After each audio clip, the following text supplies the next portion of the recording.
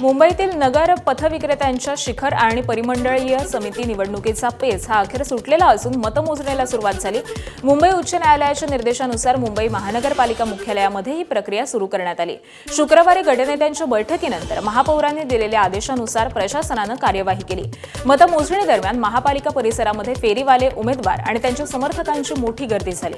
मुंबईमध्ये एक शिखर समिती आणि 7 परिमंडळीय समित्यांसाठी 29 ऑगस्ट 2024 रोजी मतदान पार पडले होतं। हे मतदान शांततेमध्ये झालेलं असून साधारण 49% मतदानाची नोंद झालेली होती। दीर्घकाळ प्रलंबित असलेली ही प्रक्रिया सुरू झाल्यामुळे संबंधितांमध्ये उत्सुकता वाढली आहे।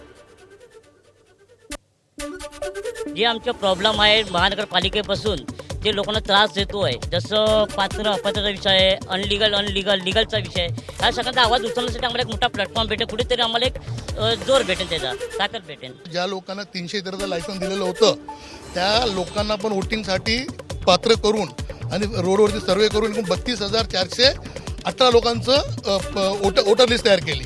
त्याच्यामध्ये त्या लोकांनी आता ही समिती निवडलेली आहे। त्या समितीमध्ये जे निवडून लोक येतील ते सर्वांना 99,418 लोक आहेत त्यांना घ्या म्हणून आम्ही ती मागणी लावून धरणार आहे। एबीपी माझा, उघडा डोळे बघा नीट।